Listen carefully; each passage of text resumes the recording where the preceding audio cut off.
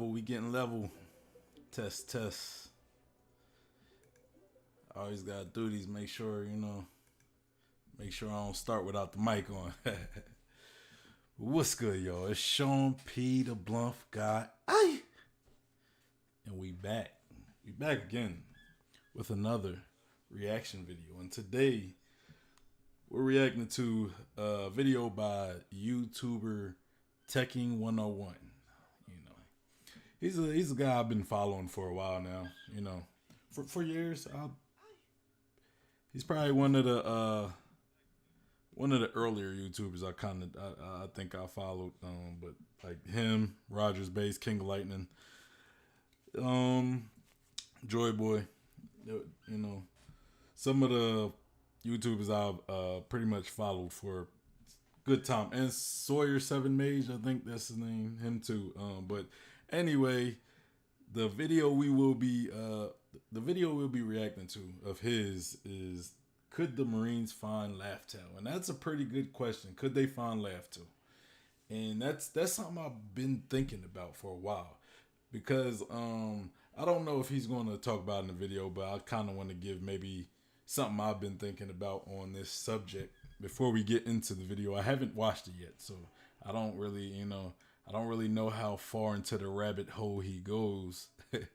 But I've been thinking about it because one of the recent theories I reacted to the recent YouTube videos I reacted to by Ohara being the first best One Piece theory video by him, because he did two, and it was one about like Lavto being possibly the missing eye of Jaya. Because if you remember Jaya, we had I want to say part of it shot up into Skypiea, and then the other part, is just like missing. I think it looked like it been sunk into the ocean, right? Like it was sunk into the ocean. And that theory talked about how the Laugh Tower or the One Piece could be maybe under in this lobby where you have that big waterfall, right? We have the big waterfall, and maybe that waterfall is the missing piece of Jaya. Go back and watch that video if you're not sure what I'm talking about. Go back and watch that video. It's I reacted to Ohara, the best One Piece theory video ever. It was something like that. So thinking of that, right? If the One Piece, or if Laugh-Tao is indeed under Enies Lobby, maybe the world government already knows. You know what I'm saying? And maybe they're already aware of it. Maybe that's why I'm thinking maybe that's why they built Enies Lobby there. It was more of a form of keeping pirates away from Laugh-Tao. It's keeping it under the world government control and away from pirates. Because pirates wouldn't think to go to Enies Lobby of all places. You know what I'm saying? So that's kind of my thoughts on that. But anyway, let's get to the video. Enough of me yapping on my thoughts. I just kind of wanted to give my own theory on it.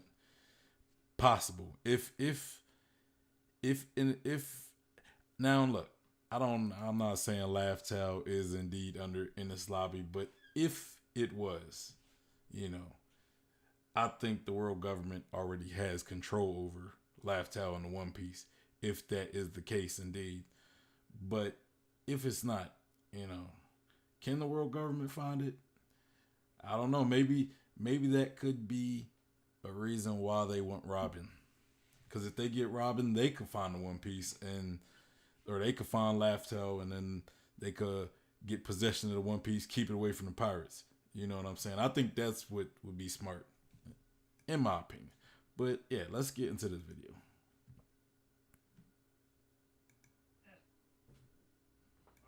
Now, side note, he's goofy. He's kind of he's a character. Tekken 101, he's a character.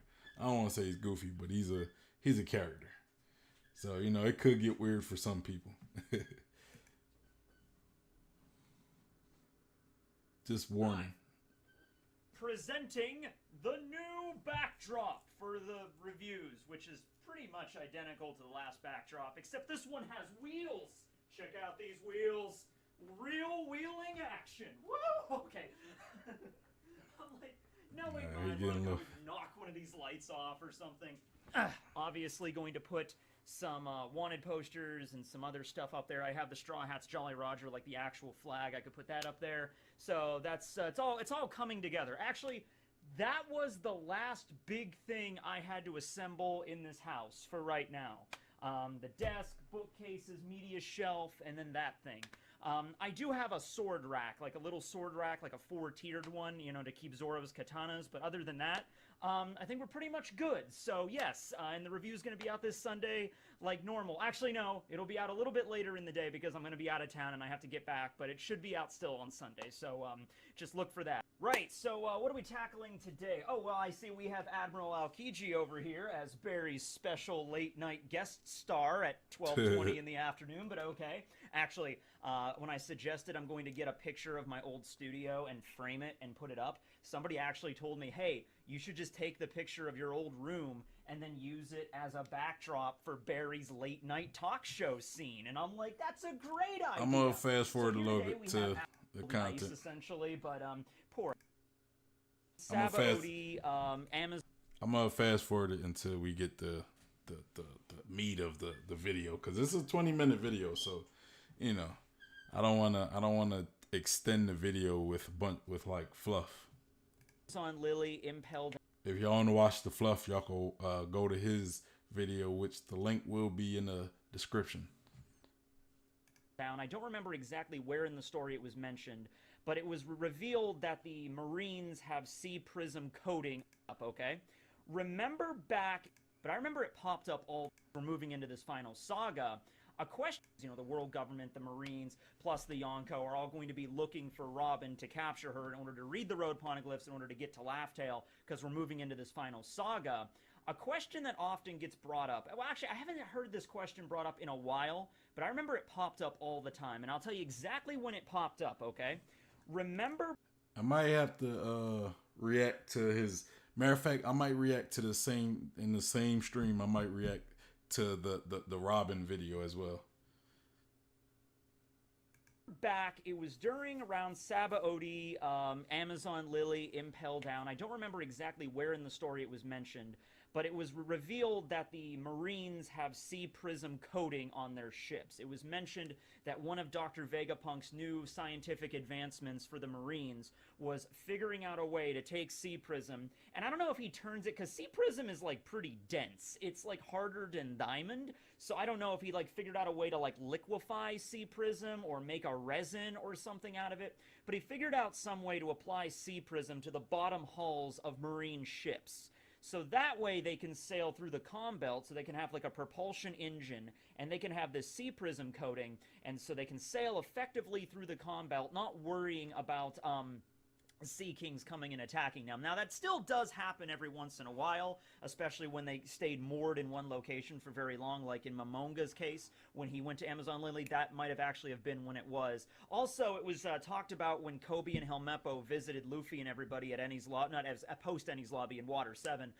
They mentioned that they did not go through Reverse Mountain, that there's other ways the Marines have of entering the Grand Line. Anyway, I'm getting off on a tangent. The point is, after that development was revealed, people questioned, like, okay, why can the Marines just not sail directly into the New World, directly into Laugh-Tale, like find the island? How come the Marines have not located Laugh-Tale yet? Now, of course, there's way more to getting to Laugh-Tale than just sailing into the Grand Line, but keep in mind, back then, we were under the impression that, like, getting into the Grand Line was an insanely difficult thing to do. Like, you had to go up Reverse Mountain, there was no other way to get in, and then the Marines are like, actually, no, we have ways of getting in and out of the Grand Line whenever we so desire. I'm like, oh, cool, why don't you go straight to Laugh-Tale then?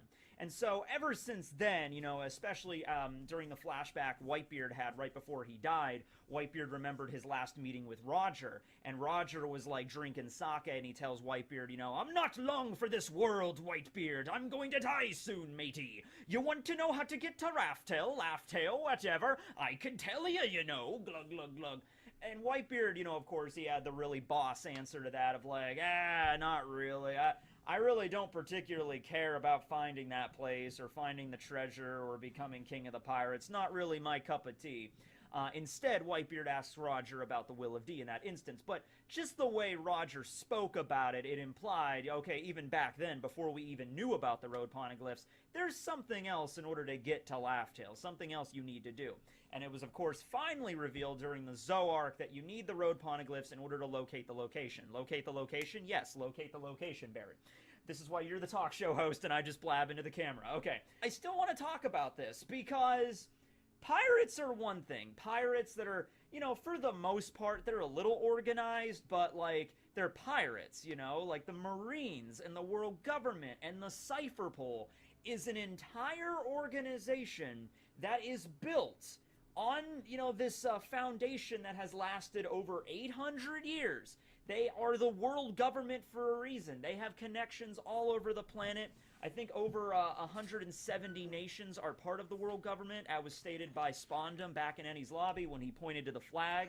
You know, this flag represents 170 nations. You couldn't possibly burn it down. Hey, Saga King, burn down that flag. Just, it's not really going to do anything. It's just going to show him we're serious. You know, I don't want this guy to, you know, have any moment of confidence in this battle, and then Usopp burns it down. So 170 nations are allied. They have the intelligence organization. I just want to stop this video to admire his manga collection. Like, god damn, like his shelf, his little library is filled. Like all the way. It's the top shelf that's not filled, but he got like a little law. I don't know who's the black character on the left, and you know can't really see the objects to the right of law in that character. I just could tell that's law. Pretty good, solid manga collection. As far as what he's talking about with like, you know, the Marines, like that step to get to Laugh Tale. I get, you know, we get to find all the poneglyphs, right? I think why it's difficult, like Laugh Tale is not an island you could come across, you know. I'm thinking maybe like I feel as though the Ennis Lobby theory kind of makes sense of why Ennis or Laugh Tale is not a island that you come across because it's under the ocean, and maybe it could be a sky island, or it could be maybe a type of island you might summon. You know, like you summon when you find the final poneglyph. Like maybe the 4 row poneglyphs get you to the like a poneglyph that summons the island either from the sky or from the ocean. You know, something like that. You know, I could see that being the case. You know, or maybe it's just a sky island that takes a very exclusive route that you got to find that route to get to that to the sky island of Laugh-Tale. You know, those are kind of my thoughts. Or maybe it's under Ennis Lobby. You know, I think that one makes sense as well. But let's continue. They have the Marines, they have the battleships, they have all these strong, they have the warlords working for them, plus all the government agents that are just out and about in the world. You know, all the information they have access to, you know, all that stuff at Marijois and in Castle Pangea and everything. Why can they not locate Laugh-Tale? Because you'd assume, like, at that point, you could just be like, all right, send a bunch of Marine battleships, send a bunch of government ships, cipher poles, send it into the New World. Because, you know, they know Roger found it, and I'm sure that the Gorosei and Eam know where it's, like, generally located in the New World. They at least know it's in the New World, right? Like, obviously. Like, they would know that much. They're like, okay, Roger went into the New World, he found this mythical island, Laugh-Tale, he found the One Piece, this great treasure somewhere in the New World. So that narrows it down right away.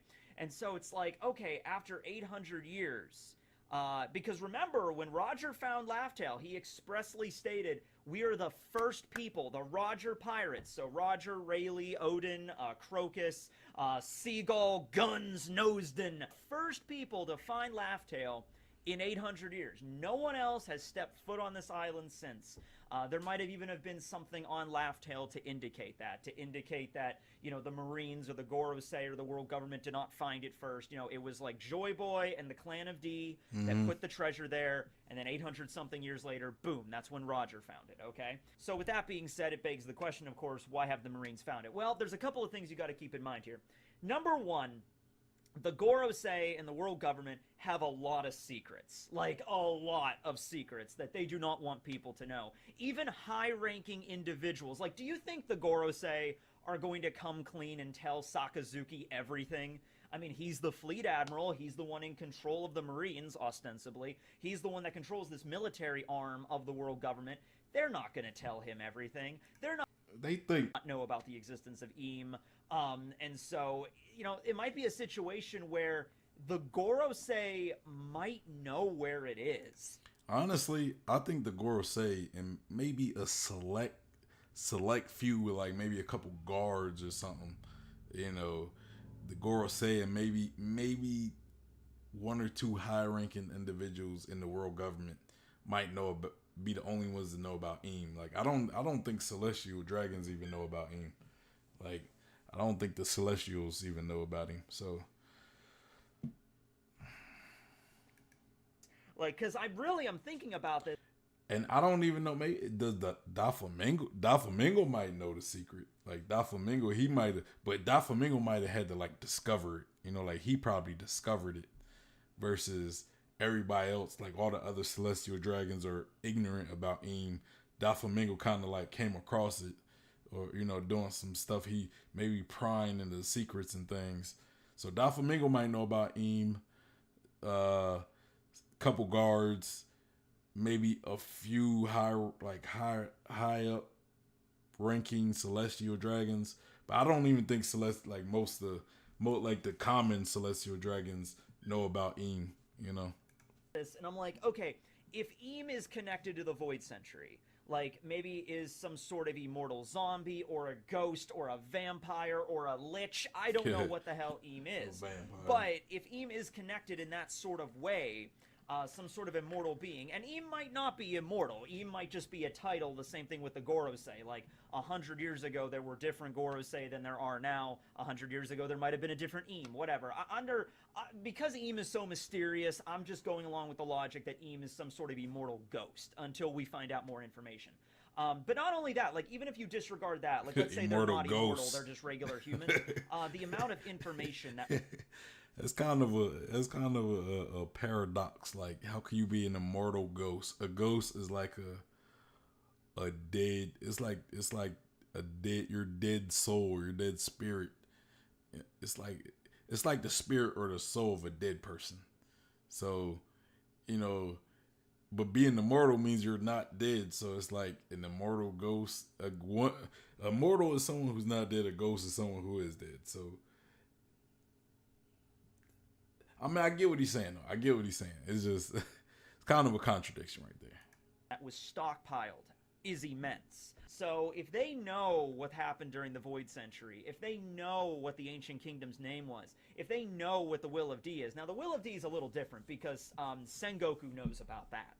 Okay, so that's implied. That's like not as much of a carefully guarded secret. I mean, it is a secret, but there are high-ranking members of the Marines and the world government that do know about that. My point is, at the end of the day, I'm assuming the Will of D is like a secret, kind of like a breadcrumb secret. Like that's like one of them secrets that the Gorosei doesn't mind if certain individuals know. You know, like they try to keep it relatively tight-lipped, but they know that people are going to be aware of it. It's kind of like we get conspiracies, right? Like, you ever think maybe the conspiracy theories are kind of like just the information that if there's these secret societies like the Illuminati, it's just secrets that they want us to know. You know what I mean? Like they're just giving us breadcrumbs for us to know, so they could be like, oh, I know something, but you know they keep the important stuff away from us, like important stuff we probably wouldn't know about. I'm just talking about in a conspiracy theorist type of mindset and conversation, but like in the same, because you know, like this is like when you look at Gorosei and Eam, that's dealing with like One Piece conspiracy theories. You know, like if you was in the world of One Piece and you was saying, "Yeah, man, this shadow organization that runs the world," and people say, "Man, you crazy, man! Ain't no shadow organization that runs this world," and it really is, and that's the Gorosei. They're like the Illuminati, and Eam, and even like some people are aware of them, you know. But you know, the Gorosei is probably aware that a lot of people are going to be aware of them. But no, but as far as like Eam Sama, they keep that secret tight. Like they keep that secret tight. Like I said, I don't think even celestial dragons know about Eam. You know.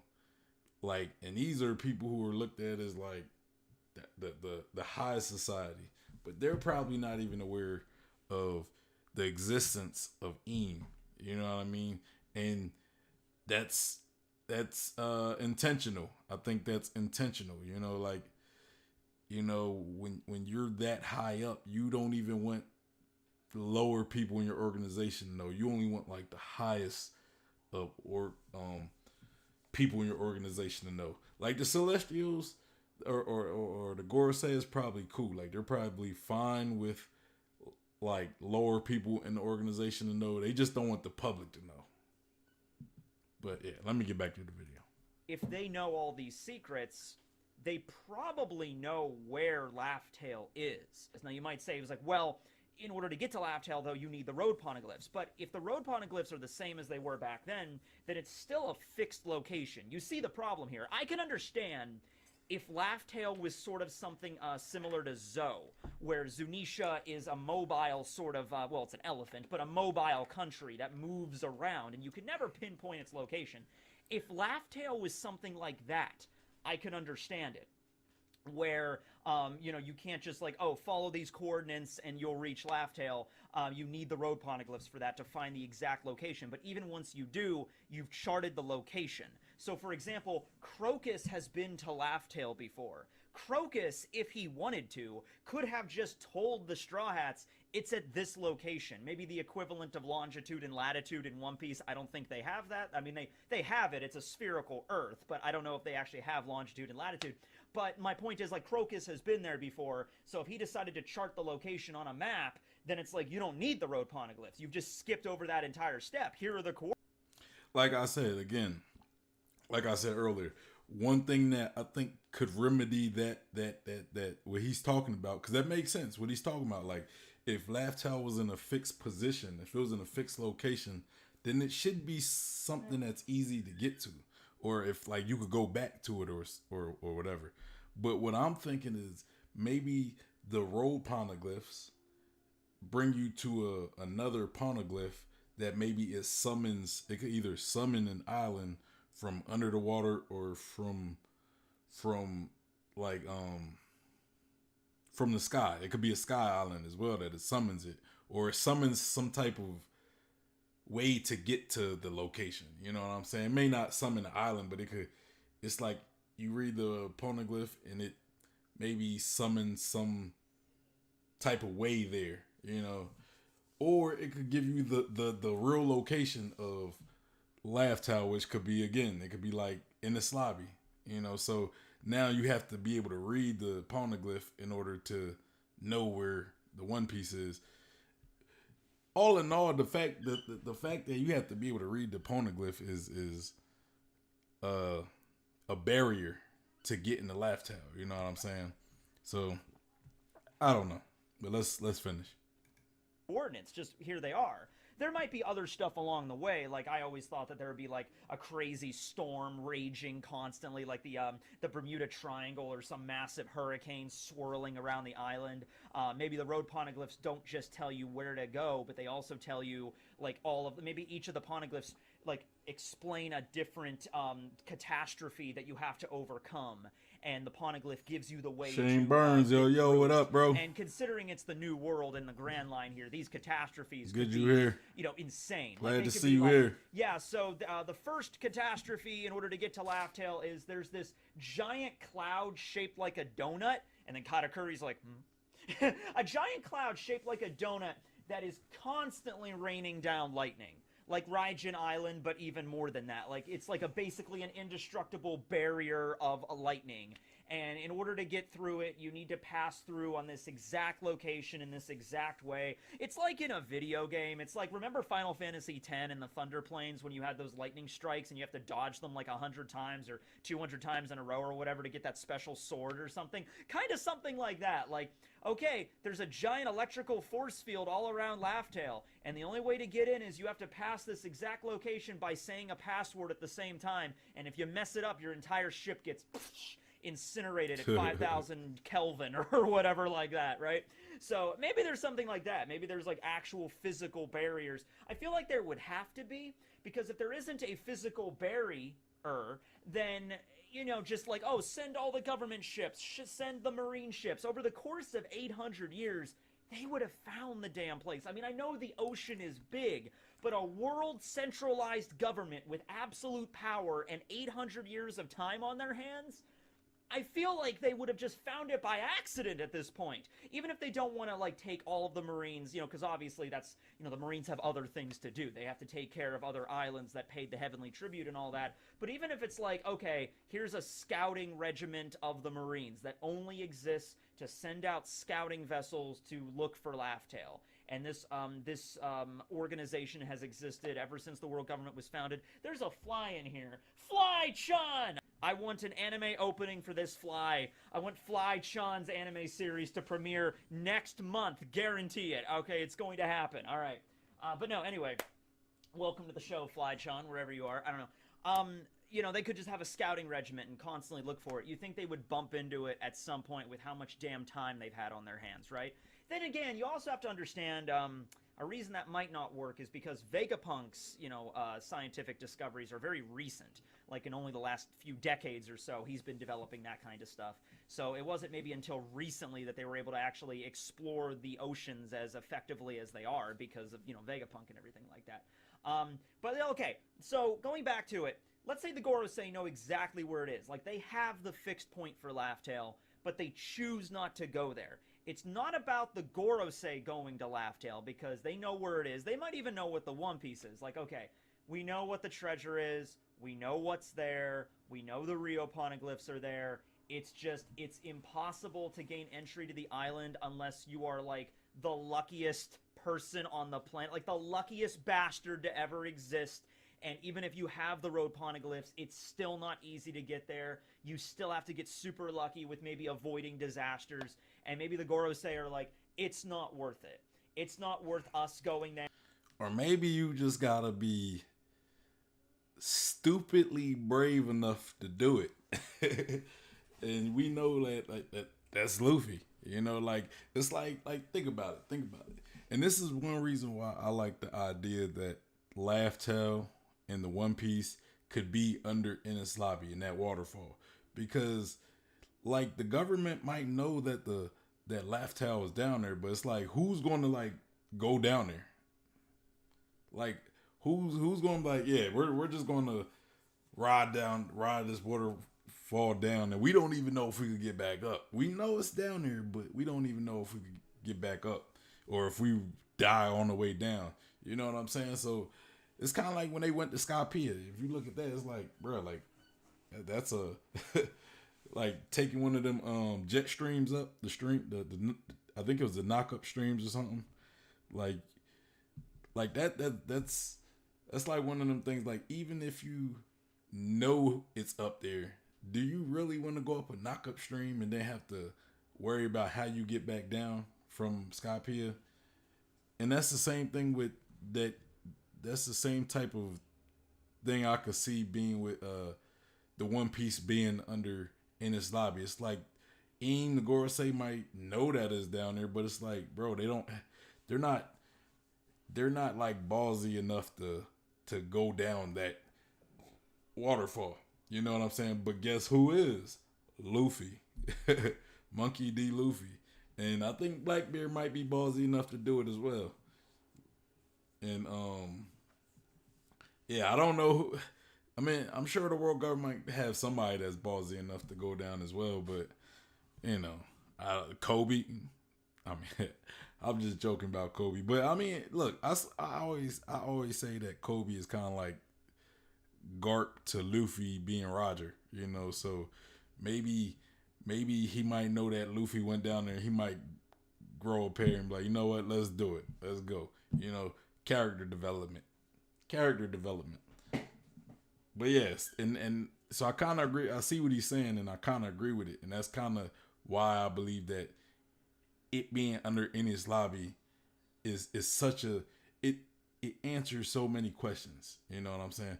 One, it's like, yeah, the government knows that it's there, but the reason why they don't go for it is because they're not that. They think it's a suicide mission and going. And two, the fact that it's there, the government they already occupy that location. So, it scares pirates off. Like, most pirates aren't going to think to go down there. One, nobody thinks to go down that waterfall under in this lobby, and two, not only does a pirate have to get through the government, they have to get through the waterfall. You know what I'm saying? So it's a suicide mission for. I mean, if you look at it, it would seem like it would be a suicide mission for whoever decides to go. You know, it answers a lot of his questions as well. That's why I like this idea that in this lobby could be where Laugh-Tale is. You know, and any other solutions I would think would be like you summon an island or something. You summon Laugh-Tale, you know, through like a poneglyph or I don't know, maybe some horn or something.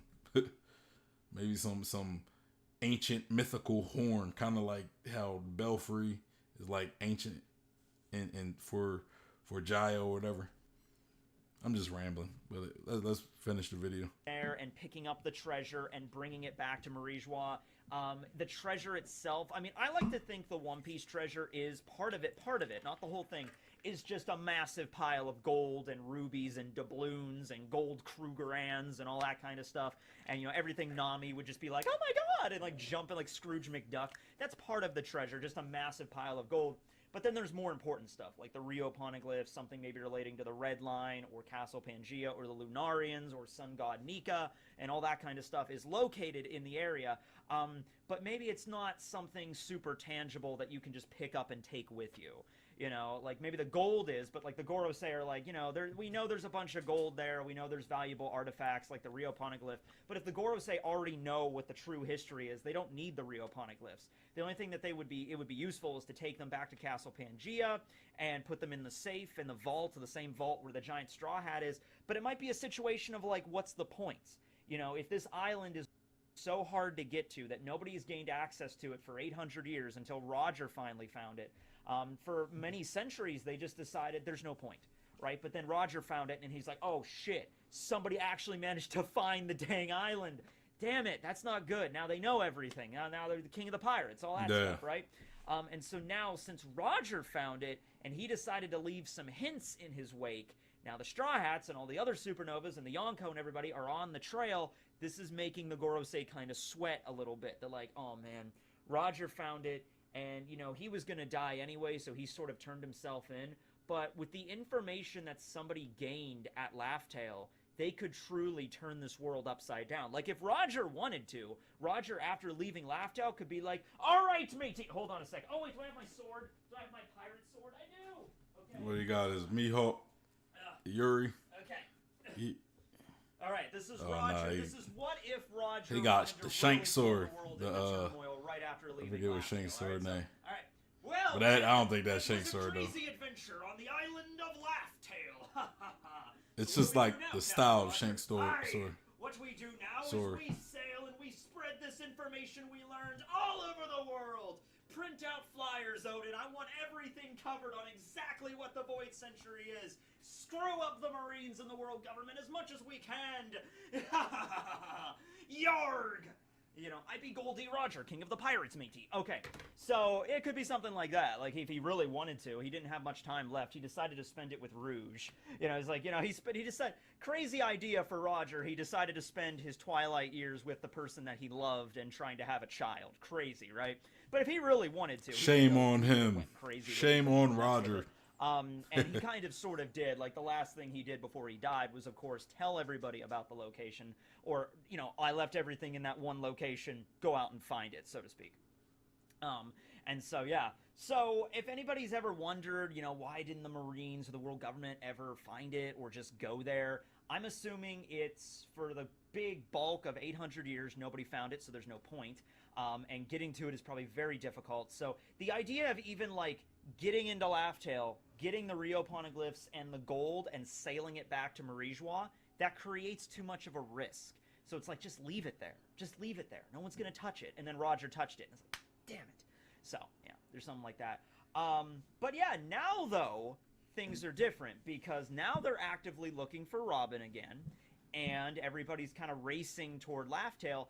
This might be the situation where the Gorosei, maybe Eam would have to give this order, but Eam is like, it would appear that the pirates are nearing the end goal of the Grand Line.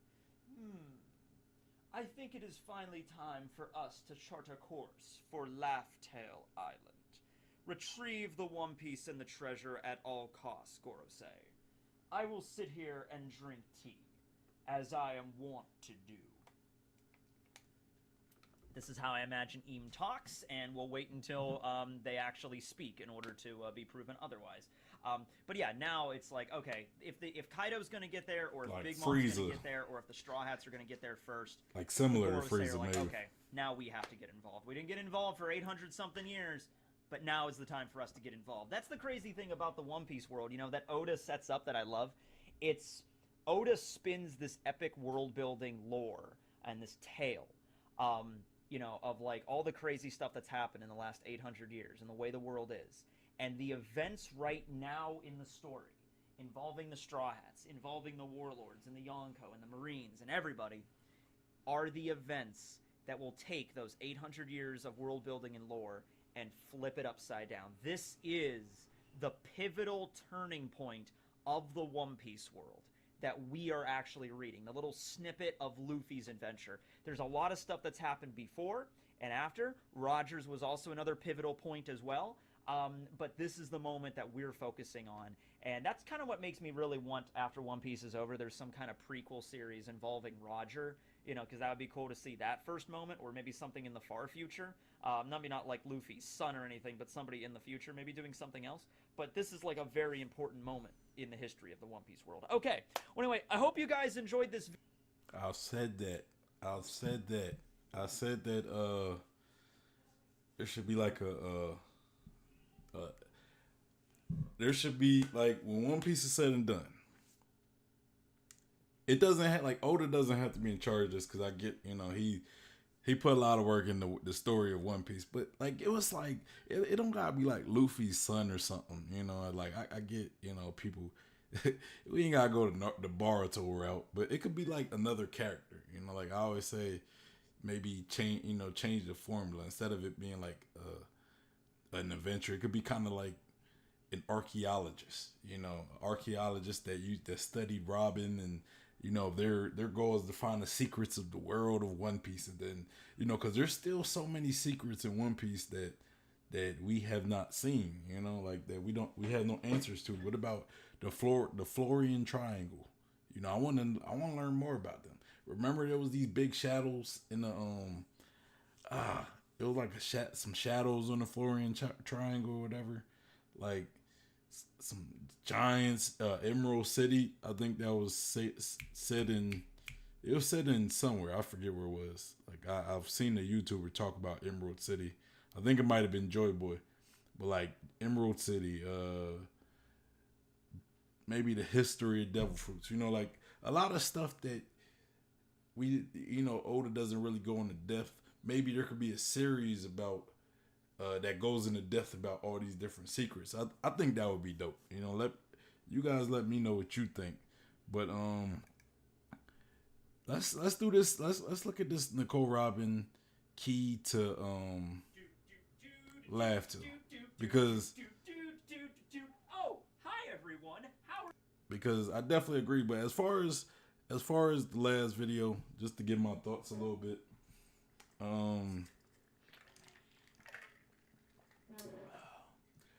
like, again, I think I do like the Ennis Lobby idea.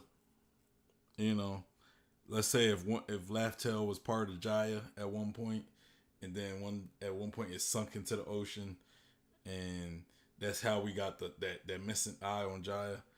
I think it kind of cover up a lot of plot holes, but then people be like, well, Laugh-Tale is supposed to be in the New World, and Jaya and Ennis Lobby are both in the Grand Line, which I get. Maybe there's another way to get to under Ennis Lobby without actually having to actually go down Ennis Lobby. You know what I'm saying? And you know, you have to be able to, you know, like I don't know, you know, maybe like, let's say you get to this island that the road poneglyphs send you to. Maybe it's not Laugh-Tale, right? Maybe it's a different island that gives you the final answer of how to get to the One Piece. Now, if you, let's say you take it as face value, you'll be like, okay, well, you gotta go to Enies Lobby, you know, and that's how, you know, maybe if the world government ever got there, maybe it's like, well, it's under Enies Lobby, we got control of Enies Lobby, so whatever. But maybe if you actually, like, I guess, search the place more, or go deeper into finding an answer, maybe there's like a secret way to get to under Enies Lobby through that location. You know, I don't know. I don't know. But, you know, yeah, that's kind of my thoughts on the last video. Let me know your guys' thoughts on, you know, that video we just reacted to. Now we're going to react to the Nico Robin, the key to Laugh Tale, you know. Because I do remember seeing this video. I forgot about it, though. I did want to react to it, though. So we're going to do that here. How are you all doing? Why, I'm just going for a little bit of a stroll in my new office. The entire way, because even wrapping this up with, like, bubble tape, keep it going, you know, my two favorite straw hats are... Nico Robin is truly the key to everything. Everything will coalesce at Robin. Let's just be straight up here, okay? I've been saying this as well. I've been saying the importance of Robin, you know, I've been thinking like Blackbeard could be after her, because Blackbeard's looking for the One Piece as well. And as far as we know, Blackbeard doesn't have anybody that read poneglyphs, you know? So he might want to go find somebody that can read it. But I also got a theory that it's possible that Blackbeard could read the poneglyphs, because I think Oda said if Blackbeard was anything in, like, his career would be an archaeologist, I think. An archaeologist, you know, I kind of think of like Tomb Raider or Indiana Jones, you know. Not so much as them, but people who dig things up and they go looking at the history of the world. So they're usually pretty knowledgeable and they know how to read a lot of texts that might be in old languages, you know. So it's possible Blackbeard might know as well. But if not, I think he's going to need Robin. You know, I think that's one reason the world government might want Robin. If they don't already, if let's say the One Piece and Laugh Tale isn't in this lobby, like, scratch that theory out. You know, let's say the world government doesn't know where One Piece is, well, they're going to need Robin, you know, because they might want to beat the pirates to get into One Piece, so the pirates don't get possession of it. And then you got Big Mom, Kaido, all them. They want the One Piece as well. They're going to need Robin. You know, Big Mom is kind of banking on Puddin', but I think she's starting to realize she might not be able to rely on that. So, but let's go. I know everybody loves the Straw Hats in general. They're a great group. They have a lot of personality. Okay, I get it. But let's just be straight up here. Robin is the most important Straw Hat. I mean, even if you think like, oh yeah, but Luffy's gonna be king of the pirates. Yeah, well, how's he going to get there if you need the road poneglyphs?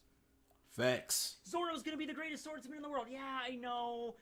Robin, though, she's the most important one. She alone has the knowledge and the skills to unlock the history. I semi-disagree with that. I would say Nami is just as important because she has to navigate the One Piece. Like, you're not getting there, even if you know how to get there. If you can't navigate there, you're not getting there. So I would say Nami is at least right there with Robin. I would say they're right there. I would say they're about even. As far as getting to the One Piece, you know. History of the entire world of this story. And some characters like Zoro and Luffy, they don't care about the Void Century. They care about Robin's dream to learn about the Void Century. But Luffy's not sitting around like, they keep mentioning that Joy Boy character. I wonder who that is. You know, they don't care about that. But Robin does. And Robin, like, as was mentioned by Rob Lucci last time, like an order from above, which considering he's a member of CP0 now, that order from above has to be from, the Gorosei or possibly even Eam, or Eam, relaying it to the Gorosei, therefore relaying it to Rob Lucci. Also, forgot to bring up Kong.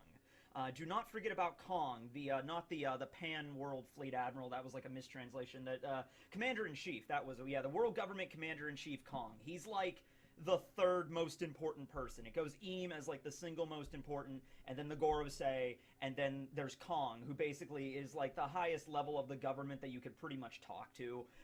Okay, and he kind of controls the Marines, the Warlords, and the Cypher Poles. Okay, so perhaps it was Kong as well that gave Rob Lucci his orders, but Kong takes his orders directly from the Gorosei, so, it's whatever. But, yeah, so Rob Lucci received 2 orders that he was relaying to the CP0 agents in Wano last chapter. Man, about Kong, I really truly hope we get more of Kong. Like, I guess maybe he's just not that important. Maybe Oda doesn't have any plans for making him important or anything. But I'm really interested in the what was it? Because it's not the Fleet Admiral. He's like the Rear Fleet. Not the Rear. I can't remember what he is, but he's higher than what Sengoku was. He's higher than him when Sengoku was the Fleet Admiral. He's higher than him. So, but at the same time, it's like Fleet Admiral is the highest in the military, and then, Kong isn't Kong. It wasn't really, from what I know, Kong wasn't really in charge of the military, because he was more so working under the world government and not really with the military. So Sengoku was the highest point you could get to in the military, and then Kong was like, but Kong was still higher because he was his office was in the world government. Son Gecko's office was the highest in the military, though. Kong has an office in the world government, so he's over the Marines or the Navy. But so I'm interested in kind of knowing more about him, seeing his interaction with maybe like Akainu or Sengeko, maybe like a flashback, and then maybe his interactions with the Gorosei, something like that. How he's like that bridge, maybe. Chapter. One order was, doesn't matter really how this battle ends, but if the Straw Hats in the rebellion do happen to defeat Kaido, we're going to forcibly open Wano up, and it's going to join the world government, pretty much whatever they like it or not. The world government's going to make that happen, okay? The other order that they received is capture Nico Robin, at all costs, okay? She has to be alive as well. Now, I love this because I love Robin. She's great. I mean, she's fantastic, right? But I love this. She is. Because, she's wonderful. Enies Lobby was a very, very long time ago in this story. But that Straw entire Hat girl arc was based on the idea that best girl Nico of the Straw Robin Hats has this knowledge, and the world government wants to capture her for said knowledge to read the poneglyphs and everything like that. But after Enies Lobby, the Straw Hats, they fight tooth and nail in order to get her back. They, in the wake of it, they didn't directly cause it. That was actually Spondum that, pushed the golden transponder snail. But, because of the Straw Hats' interference, I guess the way Spondum spun it was like, oh yeah, it was because of the Straw Hats, and it was because of the CP9. They're the ones that caused me to press the button, or whatever, he said to the world government. But after the events of Enies Lobby, the world government really hasn't directly came after Robin since then. And that was a very long time ago. Like, in the story, it was over 2 years ago, but in terms of, like, reading it, the fan base, oh my god, that was well over a decade ago, probably like 30. I disagree with that. Kizaru was coming at Robin, as well as Nami, as well as Zoro. Kizaru came at all of them. He was coming for all of them. He was coming to take all of them out. 13, 14 years ago, Enies Lobby was, right? That was back before I was even watching One Piece weekly. I started watching One Piece, it was right around Sabaody is when I started watching the anime, Sabaody Archipelago arc. Anyway, so if you think about it, though, it does make sense why the world government did not go directly after Robin right after Enies Lobby, right? Okay, Enies Lobby ended, and the Straw Hats managed to get away with her, the tearful goodbye of the Going Merry. Why didn't the government or the Marines go right to Water 7? It's like, hey, we still want Nico Robin. We're not just going to let her go. go. Yay, you blew up the Judiciary Island and you went back to Water 7. That's great. We're the world government. We have eyes everywhere. We're going to find her and we're going to bring her into the custody of the world government, right? So there's a reason why they didn't do that. Right after Enies Lobby, you got to remember, the world started to speed up in a big way. Most notably, Blackbeard captured Ace. He got brought to Marineford. He got brought to Impel Down, and then Marineford, his execution was scheduled. The Marines and the world government had way more on their hands right now than trying to find Robin. It was kind of put off the back burner for right then, because now it's like we have to worry about a potential war with one of the Yonko plus all of the crews that allied with Whitebeard. You know, and Whitebeard's crew is, you know, pretty strong in and of itself. So they were way more worried about Marineford. After Enies Lobby, you had, you know, Thriller Bark, where everything was kind of building. Thriller Bark was a little bit more of an isolated one, but then right after that, we get to Sabaody, and it was very apparent that, like, the world was on a train that was going to crash eventually at some point, right? So Marineford happens, obviously, and the government is devastated, and they have to rebuild, and they're not really in the mood at that point to launch any other big expeditions, especially since, you know, Aokiji and Akainu, they both fought. Akainu managed to become the next fleet admiral, and Aokiji defected, so they had to have time to find Isho and Ryokyogu, you know, so there was a while there where they didn't have, like, as many admirals, okay, so they didn't really have time to do anything crazy until they rebuilt, okay? Remember, right after the 2-year time skip ended, when Robin got back to Sabaody, the government agents were there looking for her. They ended up capturing the fake Robin of the fake Straw Hat crew, believing it to be her. I don't know how they could make that mistake Fake being Robin. intelligence operatives, but whatever, what are you going to say? Remember also, Robin was with the revolutionaries for 2 years on Baltigo, and they did not know where Baltigo was. The world government, it was like a mystery island. They didn't know where it was. So it would make sense why it's only just now. Hold on. Well, she wasn't with the Revs for the whole 2 years. She wasn't on Baltigo for the whole 2 years. She was on what was it called? Tequila Wolf. Or she was basically like a slave or a prisoner. Basically a slave, honestly. On Tequila Wolf, building that bridge. So yeah, that bridge that's supposed to cross the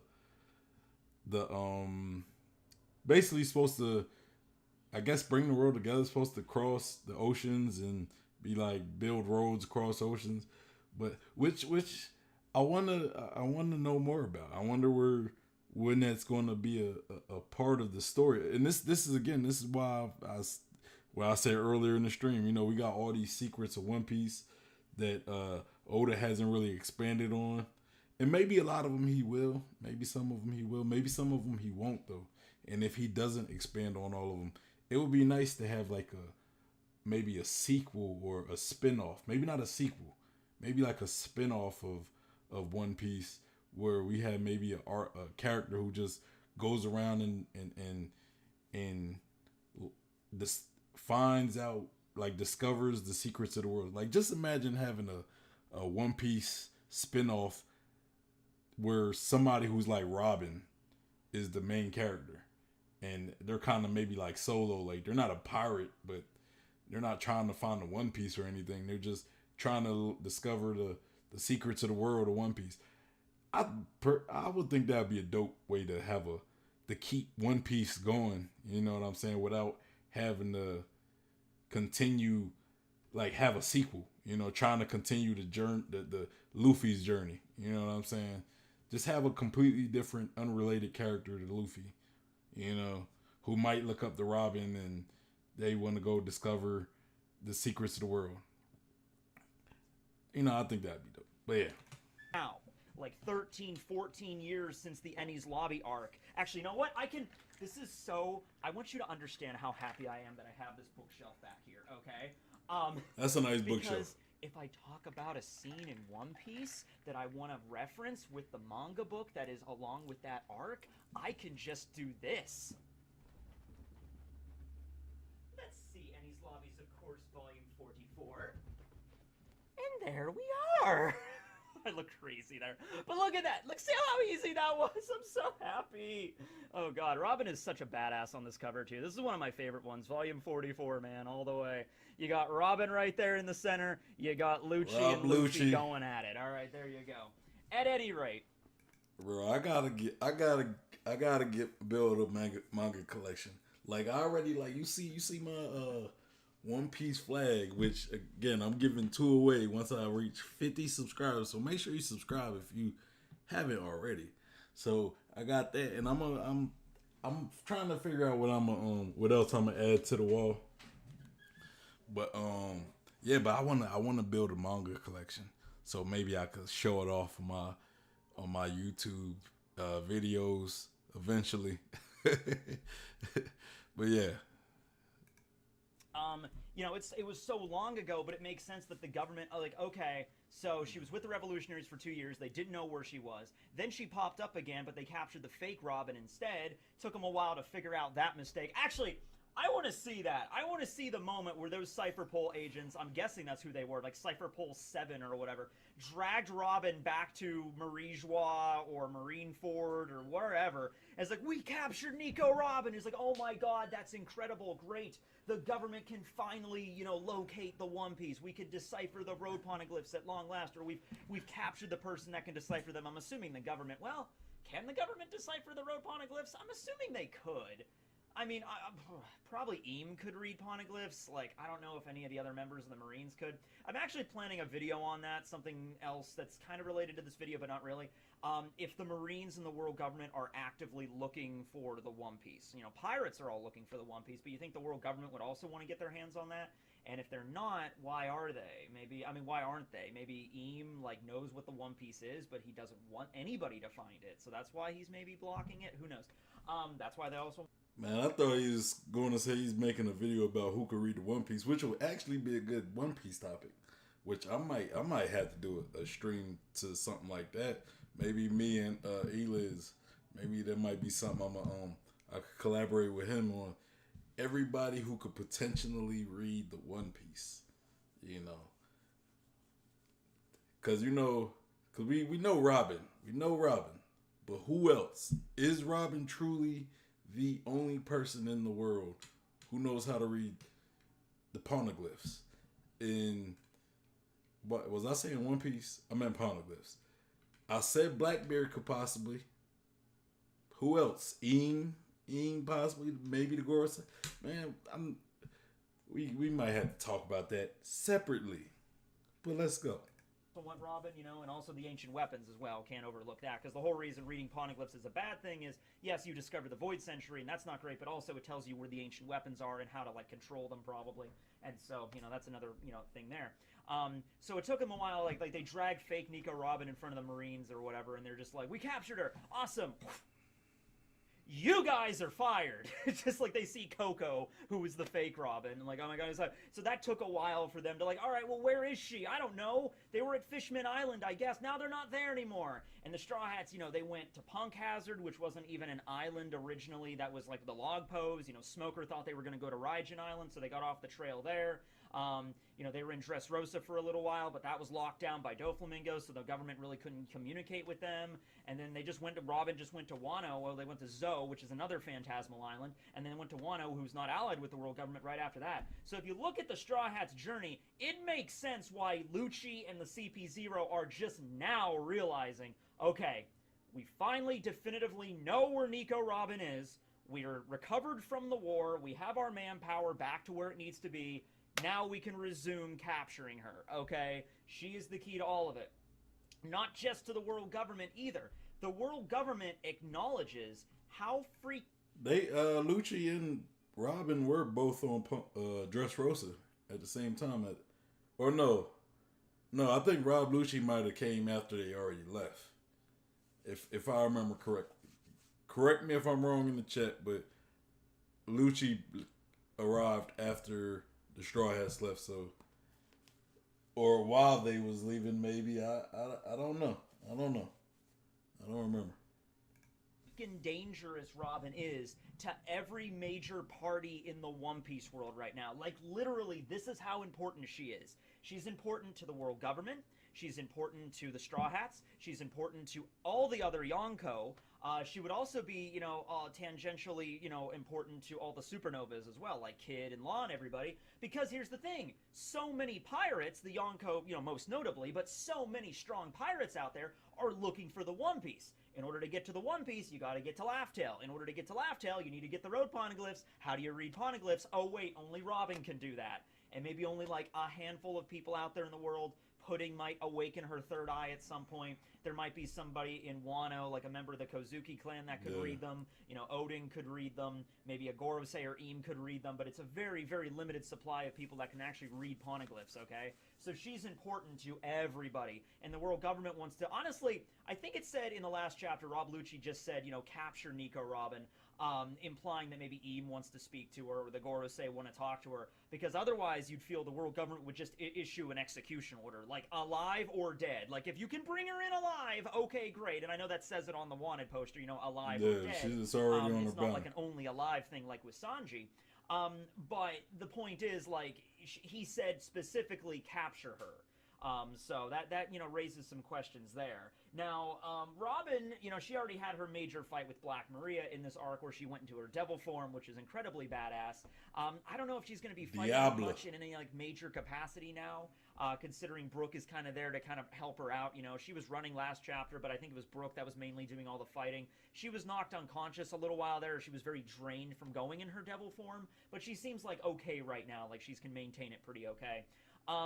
So I don't know how this is going to go exactly with Robin, because you'd feel like, okay, if the world government, and I made a video about this last week, or was it 2 weeks ago? I don't even remember anymore. But the video where, okay, the world government's going to forcibly open Wano, and there's a few ways they could do that. But I said in that video that the government has to have a lot of manpower surrounding Wano. It can't just be like 5 ships and a couple dozen, not even like a couple hundred soldiers. Like, you're literally going up against an entire nation of samurai. You know, there's a reason why Wano was not allied with the world government up until now. You know, probably because it would become a massive war. You would have to get all of the vice admirals together to basically wage war with this entire country of ridiculously strong samurai in order to take over Wano.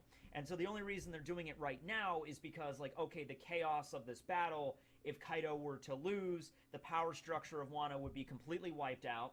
Most of the samurai are starved to death by Orochi at this point, and all of the samurai that could fight would probably be severely injured or dead from the battle with Kaido right now at Onigashima. So this is the perfect and probably last chance the world government would have at taking over the island, but they still have to send a lot of manpower to make that happen.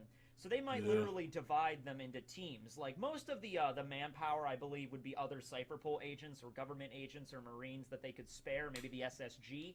But I think it would actually make the most sense.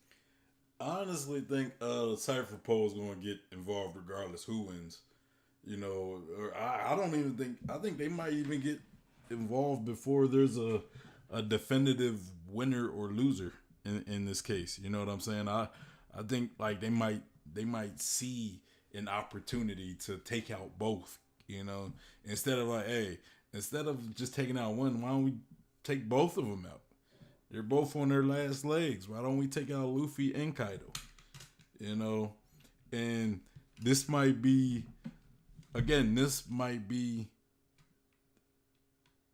like I said, I'm still on the fence if I believe that Luffy is going to beat Kaido alone at least without no funny business. So I'm saying, like, if Kaido is to be defeated, I think it could either be Big Mom betraying Kaido, or it might be CP0's involvement in the whole thing.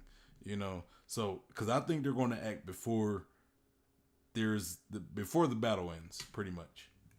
To send all of Cypherpole Zero, maybe not every single member, we don't know how many members there are, but, you know, split Cypherpole Zero and basically, like, okay, you guys are the leaders of the Recapture Wano initiative, and you over here, like, these 5-6 members of Cypherpole Zero are in charge of capturing Robin. The ones that are in the indestructible reception room right now, they might be part of that group because they're already there. Right, or rather, while the ships that are surrounding the island, the government ships, launch their cannons to announce that, like, they're there, that's when Cypherpole Zero shows up and captures Robin or whatever. Now, here's the question: would Robin get captured in this arc?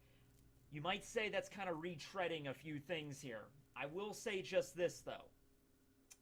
Okay, in Thriller Bark, this happened when the Straw Hats were just captured. You know, they weren't, like, they weren't fooled. Well, they were kind of fooled, but they weren't like, when Sanji left, he did that of his own accord. He was coerced, but it wasn't like Beiji like captured Sanji, wrapped him up, chained him up, and then brought him with him back to Totland. Sanji agreed to go with Beiji to Totland.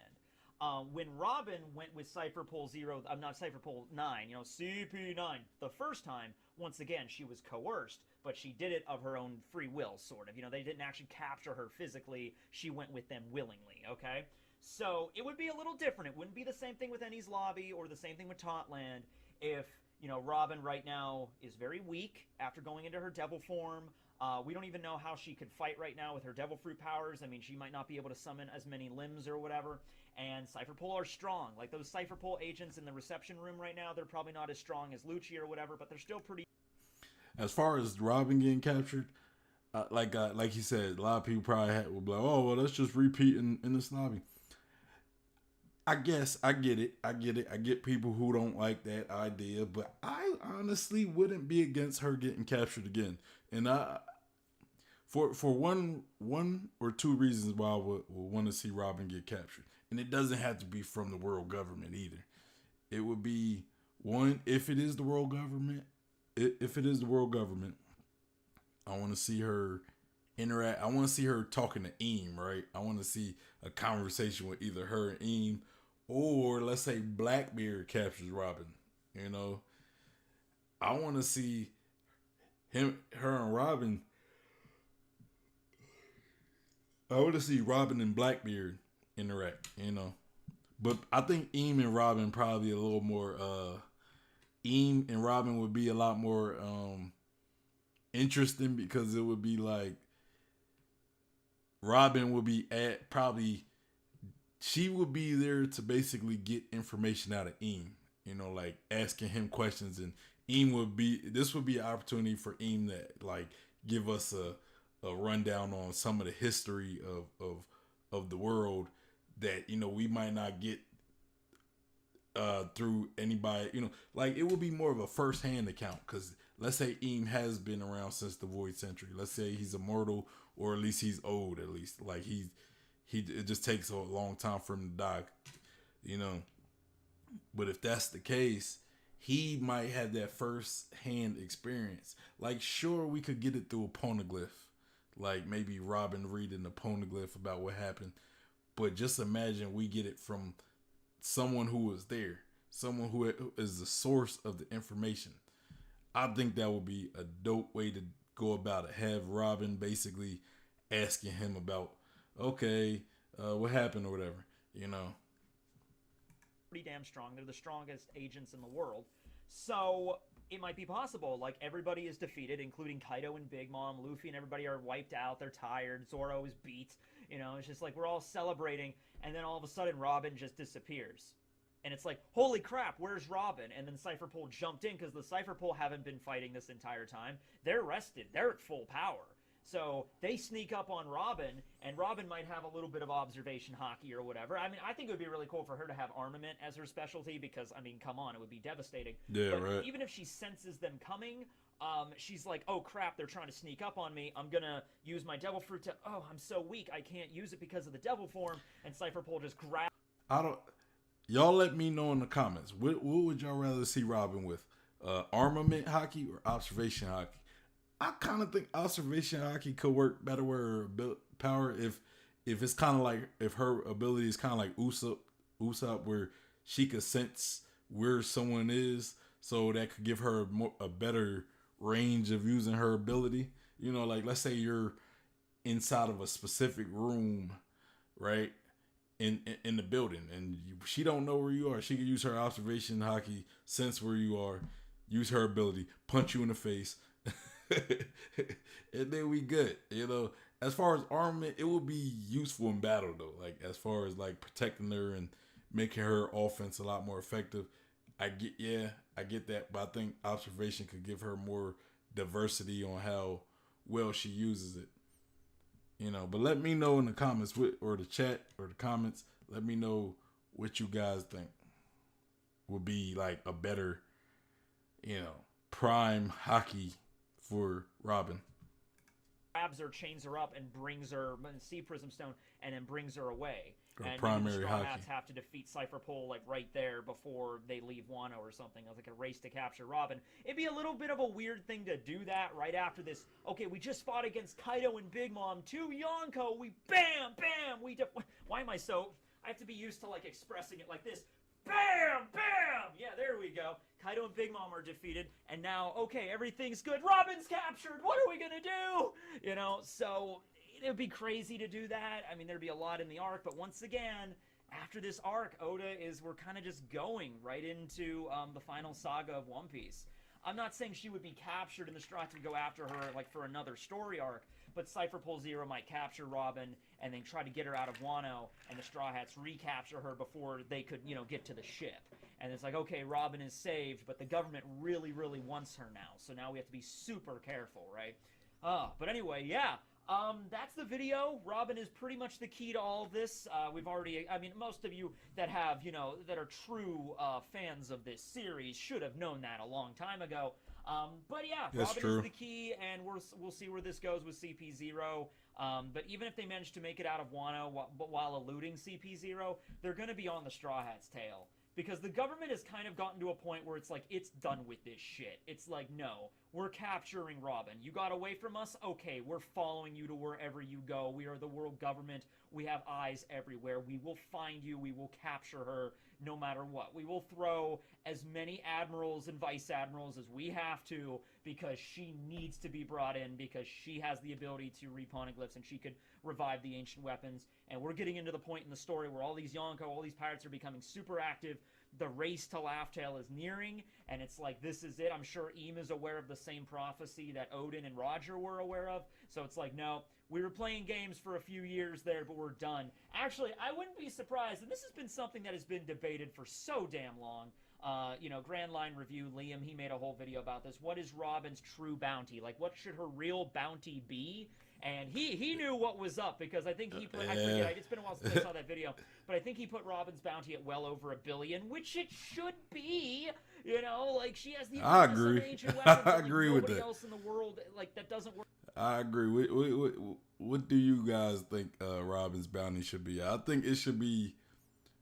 Here's what I think. I think it should be like, she can have like 2 bounties, right? Like, it could be like a base bounty, or it could be like maybe $1 billion, maybe 2 billion. You know, I think it could potentially should be probably higher than Luffy's. Honestly, it should be like 2 billion if you bring her in dead, or like 5 billion to bring her in alive. You know, like either way, you gotta bring her. Like, there's more incentive to bring her in alive because her importance, her ability, and everything. But if you bring her in dead, then hey, you know, at least she's out of the way. You'll still get paid. You won't get paid as much, but you still get paid. You know, that, you know, I think that's how I would do it personally. But if I was the one making bounties, Work for the world government could do like that. choosing the bounty numbers. Pretty essential, right? So it might be a crazy thing where after this arc is over and the Straw Hats get their new bounties, it's a thing where, of course, Luffy and Zoro and Sanji's bounties, Jinbei's bounty, it's going to shoot through the roof. But it might be a thing, like, I think I went overboard when I think I made a short video where I talked about what I think Luffy's bounty is going to be, and I think it was going to be like, you know what, screw it, 5.6 billion, a little bit higher than Rogers, final saga of One Piece, maybe after Luffy truly becomes the Pirate King, then he'll get, you know, like, you know, even higher than that or whatever, but the 56, because Gamu, that makes sense.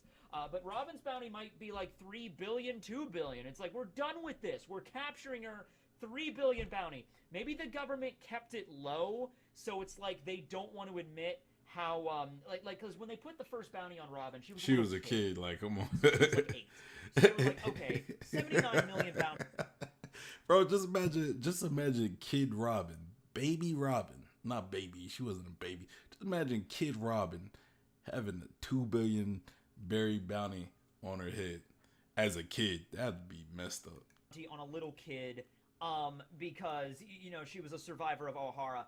They didn't want to directly tell the world, hey, the government screwed up and could not capture a little girl, you know, and she can read poneglyphs, so they came up with another excuse. All right, and so for most of the life, they didn't want to admit how important she was. So that's why they kept her bounty like, okay, it's relatively low, but still high enough that she is wanted if they get her brought in.